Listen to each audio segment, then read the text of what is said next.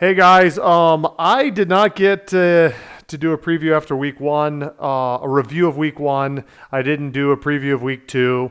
Had some stuff going on with my work for one, two. I was a little demoralized after my team, the Oregon Ducks, got absolutely smashed. SAM, capital S, capital M, capital A, capital S, capital H, capital E, capital ED by Georgia.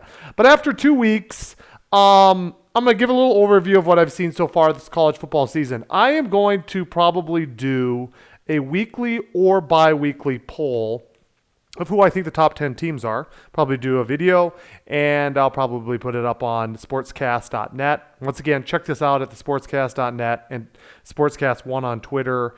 But I don't I honestly think polls, I think you should have the preseason poll. And then I don't think another poll should come out till 4 weeks in. Because that's when you've had a sample size of how good the teams are. Because you see the preseason poll, it's already all in flux. You've seen some top 10 teams. I'm trying to do off the top of my head. I know if you do top 12, there's been like half the teams have lost already. And not all losses are created equal.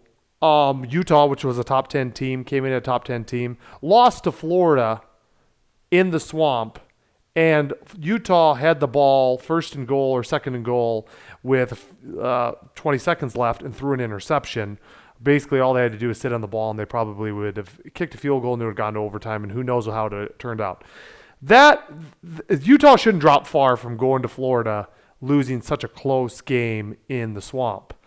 But Texas A&M losing at home to Appalachian State, I watched that game. It was not a close game. What I mean is Appalachian State had the ball 40 minutes to Texas A&M's 20 minutes. They ran over Texas A&M. They had almost twice as many yards. If Appalachian State did not win that game, it would have been kind of I don't want to say unfair because it's sports. Nothing's fair about sports. But it would have been demoralizing to Appalachian State because Appalachian State outplayed Texas A&M on offense, on defense, on all phases of the game. But Texas A&M has a good enough defense that they're able to stop Appalachian a lot of times deep in their own territory. But Appalachian State pulled off the upset. But Texas A&M, what I saw, that's not a top. I don't know if that's a top 25 team, let alone a top 10. Notre Dame with 2 losses, obviously a good loss to Ohio State, but that loss to Marshall, once again, not a good look. Marshall's an okay Sun Belt team. They shouldn't beat a top 10 team on the road. Baylor, good loss, losing in overtime to BYU. That's a good loss. Who's another team that's lost that's been up there in the rankings? I'm trying to think offhand. I mean, Florida this week was in the top 12. They lost at home. Oregon, of course, was in the top 12 initially. They got blown out by Georgia. A lot of losses already. And then you have teams that were not rated. If you go to the greater top 25, I'm trying to think. Pitt lost Tennessee. That's a good loss. Wisconsin losing to Washington State. That's not a good loss. Trying to think of some other teams. Houston lost to Texas Tech. First, they barely beat UTSA. Then they lose to Texas Tech. Both very close games. Cincinnati was a top 25 team. They lost to Arkansas. That's a good loss. That's a very good loss by Cincinnati. So not all are created equal. You saw some of the teams in the top 25 and the top 10 lost to good teams. I mean, Oregon losing to Georgia is not a bad loss.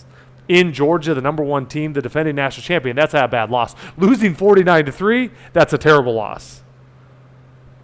You can also they should have lost the game. Like Notre Dame, that was not a bad loss to Ohio State. Now they turned around and lost to unranked Sun Belt team. So it's like, is Ohio State any good?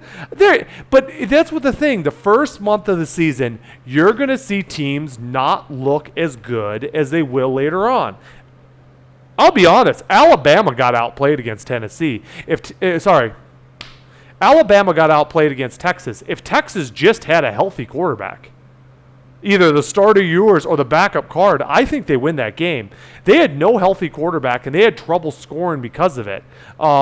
It made them kind of one-dimensional. You knew they were kind of relying on Bijan Robinson in the running game and the short passing game, and they're unable to go down the field.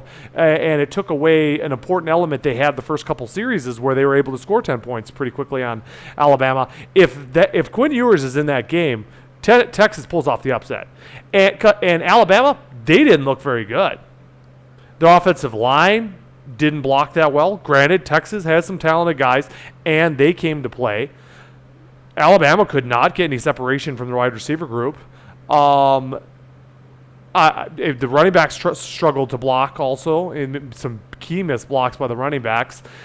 Bryce Young basically saved Alabama. It was Bryce Young and some good defense, but I don't want to say because the defense did not look that good the first couple series. I mean, Texas was getting yardage on them, deep plays Xavier Worthy, chunk plays with Bijan Robinson, but when Ewers down with the shoulder injury and then Card immediately comes in, he's not as talented to boot as Ewers, but then he gets injured and couldn't move. It just made them extremely one-dimensional, and it allowed Alabama to steal it. But as of right now, Alabama, that team that I saw in that game, no, I don't. They're beatable for sure. There's a couple games in their schedule that they could be at risk. Arkansas game at Arkansas is one I could think of immediately. But 2 weeks is not enough. Let's give it a month. Let's see how it plays out, and then I can give a top 10. Because top 10 now, what if they turn around and look terrible? I'm going to give you a couple teams that right now people are like, oh, this could be their year. They're amazing. They're ridiculous. They're so good. Can't stop them. USC. I'm already hearing it. They're number 7 in the polls. There was an article in the LA Times, a former magazine. They suck. Newspaper like the rest of mainstream media. USC might be the best team in the country. No, they are not. You lying son of a bee, Bill Plaschke. No, they're not. They gave up 450 yards to Stanford. If Stanford had not turned the ball over 4 times, twice inside of the USC 5-yard line, Stanford wins. 41-28, do it. They score touchdowns instead of turning the ball over. And actually, they threw a ball that was counted as a touchdown. They overturned it. I don't know if it was a great call. And then they turned the ball over on the next play. USC still has not a good defense. They can't stop the run. Their defensive backfield are opportunistic, but they give up yards. They have a good offense. USC is going to lose a few times. USC is going to lose week 4 in Corvallis. Oregon State's going to shove it down their throat. It's going to be a close game because USC has better talent, but Oregon State's a physical team. They're going to go mano-a-mano with USC, and they beat them in Corvallis. Put it on the money. That's why you wait a month. BYU's is at number 12. If they beat Oregon and Arkansas, they're in the top 10. I don't think they do. I think they lose to Oregon. I think it's a bad matchup for BYU. I don't think they I don't think they stop the run that well. Oregon has a good offensive line. They're a little beat up from this Baylor game. They have their 2 best wide receivers out. They need a good passing game because actually Oregon could stop the run. Especially the Georgia game, but even this past week, I see some problems in their secondary. BYU's receivers are all hurt. It's a bad matchup. It's in Outson. Oregon has not lost since 2018. I don't think they lose to BYU, and I think Arkansas beats BYU too. So these are some scenarios. Right now, you look at the top 12. I think in 2 weeks, you look at the top 12, and I think it looks drastically different. I think there's 3 or 4 teams that lose. And I could go down the list. Anyways, it's been a good first 2 weeks. Who looks great? Georgia looks great. They destroyed Oregon. Obviously beat Stanford. The ball's off Stanford. I think they've outscored their 2 opponents like 82-3. Good, solid offense. Great defense. Best looking team so far. We'll see how it goes. Who else looks good? Who do I like? I like Arkansas. They had a good victory over Cincinnati. Good victory over South Carolina. Have some injuries to their secondary that could come out to bite them when they match up against better passing teams. Alabama, Texas A&M, just kidding. Texas A&M can't throw the ball to save their life. But, Arkansas will play some teams that can wing the ball around a little bit. And some of those injuries in the secondary could come back to hurt them. BYU looks good. 2 good victories for them, especially the victory over Baylor. Like I said, I think they could lose the next 2 games. They could win them. And if they do, BYU is a legitimate top 10 team, and they're a legitimate playoff threat. If they win these next 2 games, they are a legitimate playoff threat. Who else do I kind of like? I like Oregon State. 2 good victories over Boise State and Fresno State. Great last-second victory over Fresno State. I think they're a decent team out in the Pac-12. Washington State with a huge upset over Wisconsin. That's good. I'm not loving the Big Ten West. I don't know if anyone in the conference doesn't have a loss. I know Nebraska has a couple losses. Fired Scott Frost. Northwestern has a loss. Wisconsin has a loss. Iowa has a loss. Minnesota doesn't have a loss. I don't think Indiana does. Illinois has a loss. This year might be the year for Minnesota. I think they might have the most complete team in the Big Ten West, and they have a experienced quarterback, experienced offensive line, good enough defense. This could be their year. Wisconsin was a team that I thought was a dark horse college football playoff team, and they lost Washington State at home. They're not. Iowa can't score. They've had 2 touchdowns in 2 weeks. Northwestern came back down to earth with a loss to Duke. Nebraska, 2 losses. They're not good. Fired Scott Frost. Who knows? You've seen coaches get fired before, and they rally around the interim coach, and all of a sudden they reel off a bunch of victories. They still haven't played in the Big Ten. Well, no, they lost to Northwestern. That's false. They already have 1 loss in the Big Ten West. But who knows? Maybe they end up being 7-5. I don't know. I doubt it. They don't have some serious defensive deficiencies. Offensively, they can run the ball. They're not great. They don't have a great passing offense. I don't think this is a great team. Sorry, I got a message threw me off. ACC. I'm trying to go through the conferences. Who I think is good. I mean, the Big 12. Texas obviously already has a loss. Baylor has a loss, but those are 2 good losses. They still could bounce back. I like Kansas State. Good victory over Missouri. I think they have a pretty good team. They have one of the better running backs in college football. Adrian Martinez. He was hit or miss at Nebraska. He was a home run runner. He could make some mistakes, fumble, throw picks. But if he can use his dynamic ability in the run game to go along with one of the best running backs and a solid defense for K-State, dark horse to win the Big 12. Dark horse. Chris Klieman is a dark horse to get the Nebraska job. That's another thing. Chris Klieman's a dark horse to get the Nebraska job. If Kansas State wins the Big 12, and he all of a sudden gets offered a really good salary to move over to the Big 12. Move over to Nebraska in the Big 10. That's a possibility. I'm not actually talking that quickly. Nebraska hasn't been good for about 2 decades. They have had, for the most part, been a very marginal product on the field. Some decent years under Bo Pelini. I was a Nebraska fan growing up. That was my team. But they haven't been good for a couple decades, and I ended up moving on to Oregon. But I still like Nebraska. They're still my team in the Big Ten when they're good. What do I think of the job? It's an interesting job. I think the Big Ten is one of the top 2 conferences in college football, and it's only going to get better because they're obviously adding UCLA and USC, and I think they're going to add more. I think you're going to have 2 premier conferences in college football, and that's going to be the SEC and the Big Ten. So that's what Nebraska has to add. What's not going to be great is it's going to be tougher to win in the Big Ten, and they haven't won a lot. But with NLI, National Letter of Intent, and the deals going on with that, I think that's going to help Nebraska a little bit. I think they'll be able to recruit a little better nationally. But I think they need to get the right kind of coach to fit into Nebraska. They have to go back to what made them great from 1970 to 2000. In that span, they won 5 national titles. They played for 7 or 8, won a dozen so conference titles. And probably from 1970 to 2000, there is an argument that Nebraska probably was the best program in college football.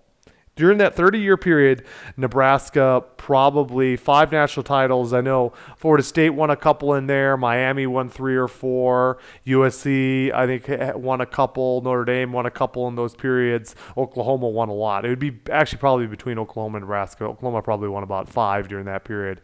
But in that 30-year period, Nebraska was second to pretty much nobody. But from 2000...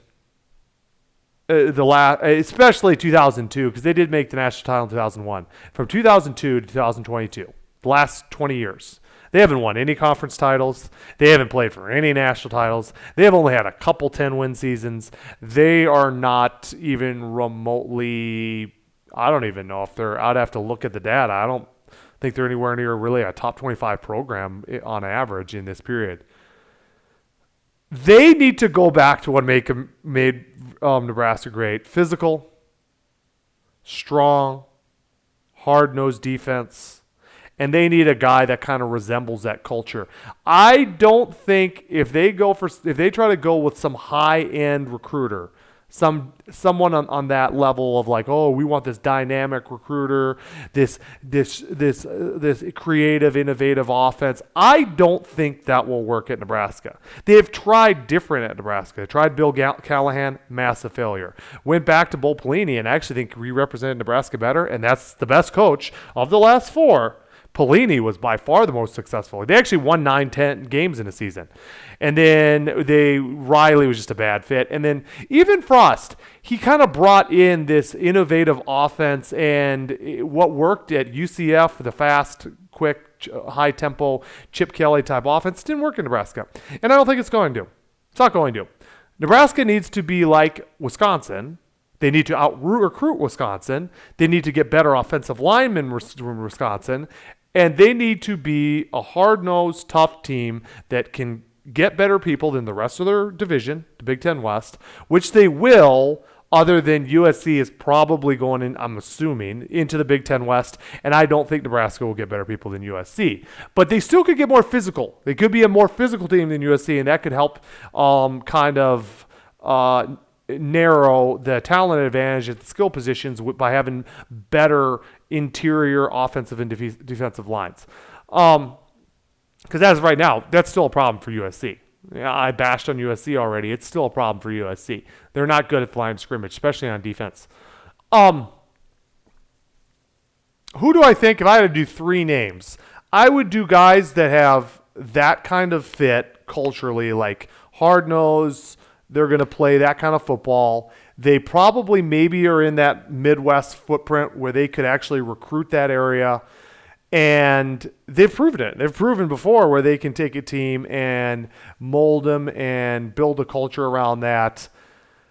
So I'm thinking of 3, and then I have an outside 4, and I'll tell you why I think of this person as outside 4. Number 1, Matt Campbell for Iowa State. Great cultural fit for Nebraska, a Midwest guy. He's obviously had Iowa State play way above their talent level. They've won a New Year's Six game. They've competed in the Big 12. I think he'd be a great fit for Nebraska. I think that's honestly one of the people I think of first.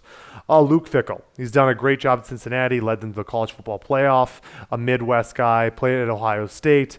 I still think Big 12, they're moving to the Big 12. The Big 12 to Big 10 is an upgrade, especially with the expanded playoff. I think you'd be able to recruit the Midwest good. I think you'd be able to recruit the kind of guys that would go well at Nebraska. Matt Rule. He's in the NFL. I don't know if they want to wait that long, but what he did at Baylor, he's a Penn State guy, another Midwest guy. I think that's kind of a cultural fit of like that kind of fit that I think would be very good at Nebraska. And then outside the one is the guy that took over Penn State when they went on probation, and I think did a terrific job. He then went to the NFL coach for Houston. He's the offensive coordinator for Alabama, Bill O'Brien. Those guys, I think, resemble the kind of cultural fits that I see. I've seen other names out there. Lance Leipold for Kansas is an interesting name. I think he's a pretty good coach. But outside of that, I don't agree with some of the names I've seen out there. But those individuals, I think, if you give them a good enough salary and put a good plan together, I think if I had to make a prediction today, who would be the guy that I think Nebraska hires? Who can I say would look at it and honestly be like, to my circumstances right now, this is an upgrade. I think I can win with my program here and be pretty successful. Matt Campbell, Iowa State. It's an upgrade from Iowa State. Upgrade in conference, upgrade in talent, upgrade in facilities. And if he just took Iowa State and put it in Nebraska, I think he could compete in the Big Ten, Big Ten West every single year for college football playoff.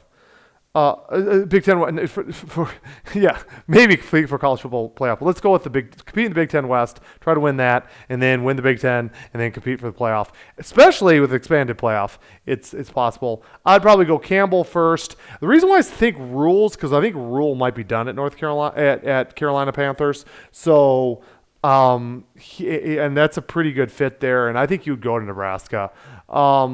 Fickle, I'm not sure about. Because he has a pretty good situation at Cincinnati. He is moving to the Big 12. And I could see Fickle waiting to see what happens. I could see Fickle more wanting the Penn States, the Notre Dame, Ohio State. I don't think Ohio State's opening up anytime soon. Franklin starts falling apart. Who knows? And bad start for Marcus Freeman. I'm not firing him after 2 games, but in 2 years, if he has 6-6 this year and then 6-6 next year, he'll be on the hot seat. And Luke Fickle will be a very quick name to call there. And then Bill O'Brien. Now, Bill O'Brien probably would. I just wonder if he'd be a little more down the list for Nebraska because he has not been a head coach in college football for quite some time. But those are some names, and Lance Leipold for Kansas is another one that I really would probably consider there. Anyways, guys, I might throw a preview on this week. I don't know. So far, fun season, great games, tons of upsets, and let's look forward to the future. All right, guys.